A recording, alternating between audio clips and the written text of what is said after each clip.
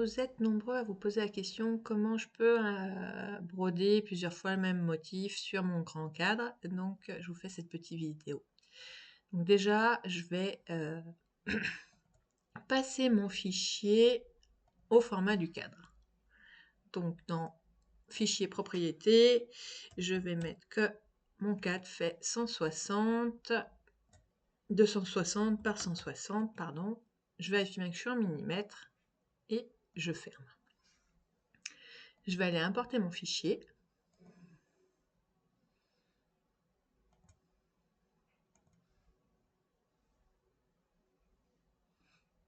Je vais le faire glisser sur mon cadre. Et là, je vais lancer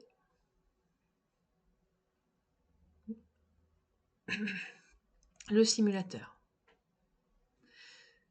Là, il me pose une question. Je vous conseille de cliquer sur Mettre à jour. Ça évitera d'avoir les coupe-fils qui vont se dessiner et se broder.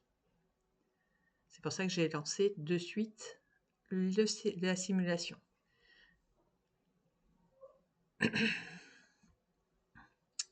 Donc maintenant, je vais pouvoir le dupliquer. Je fais un clic droit, dupliquer, et je vais le décaler. Quand je reclique dessus, mes flèches se modifient. Regardez, hop, là je peux bouger de droite à gauche, en haut, en bas. Je reclique dessus.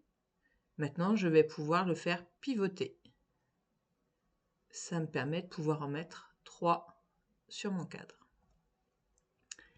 Et je vais redupliquer celui-là.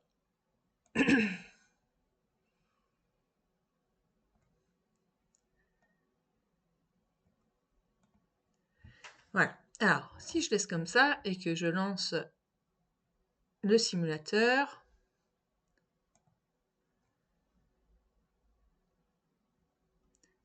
on va voir qu'il fait l'un après l'autre et ce serait bien d'éviter de rentrer, de sortir son cadre à chaque fois pour éviter d'avoir des décalages dans la broderie. Donc on va rassembler les séquences, toutes les couleurs les unes après les autres. Sinon vous n'allez pas arrêter aussi de changer vos bobines de couleurs. Et là, quand on regarde, quand on ouvre nos 3, on voit qu'on a bloc 1, bloc 2, bloc 3 jusqu'à bloc 11. Donc ce qu'on va faire, c'est que du coup, on va rassembler, on va prendre le bloc 1, on va le mettre avec le bloc 1 ici,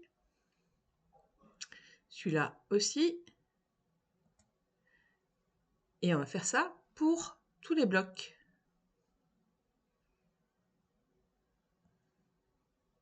Voilà, je ne sais pas bien où je suis allée le mettre par contre.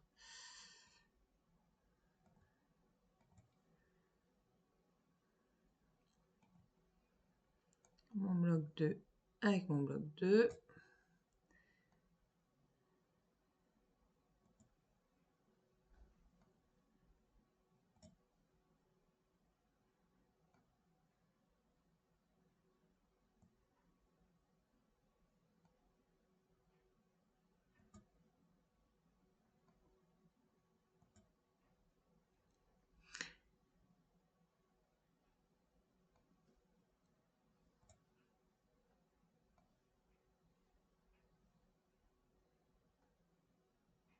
Ça m'énerve quand ça m'ouvre les blocs.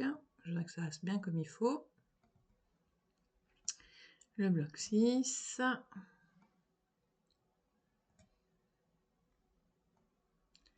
Le bloc 7. Il est allé se mettre dans le bloc 8. Ce n'est pas ce que je veux.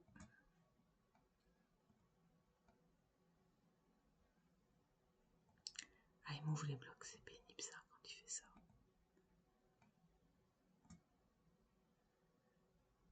Au pire, c'est pas grave, il est dans le bloc 7.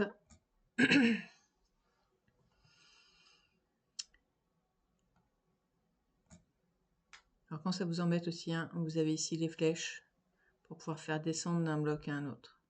Okay. Mon bloc 9 que je veux faire descendre. 10 avec 10.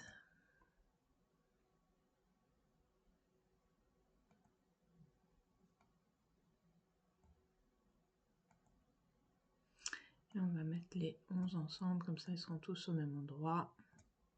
Et du coup maintenant ceux du haut là je peux supprimer. Hop.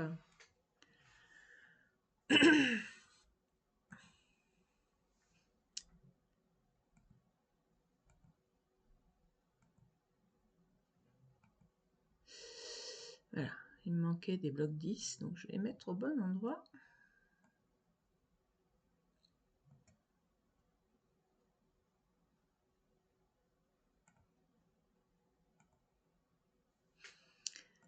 Donc là maintenant si je relance ma simulation,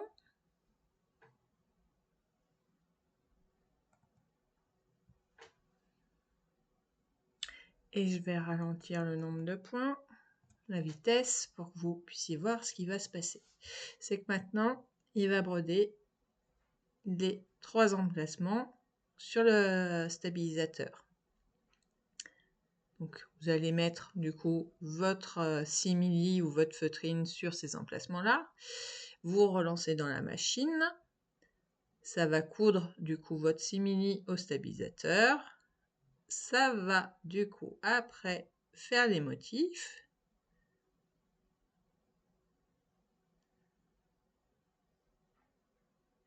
Et là, c'est le moment où vous allez sortir votre cadre pour mettre votre simili à l'arrière.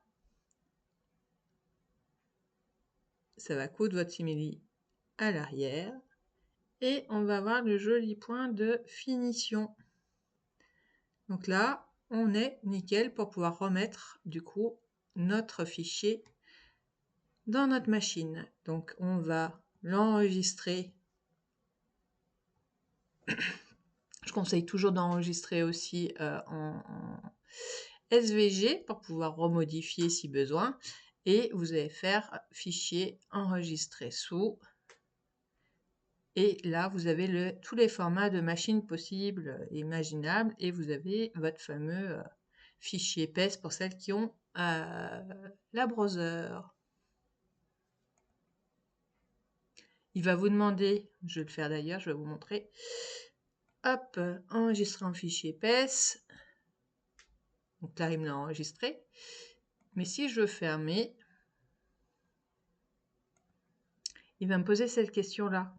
Et en fait, c'est toujours un format SVG qu'on peut modifier. On modifie rarement un format PES. On va l'importer si vous voulez mettre d'autres choses autour, mais on ne modifie pas un fichier de broderie. Voilà, à vous de jouer.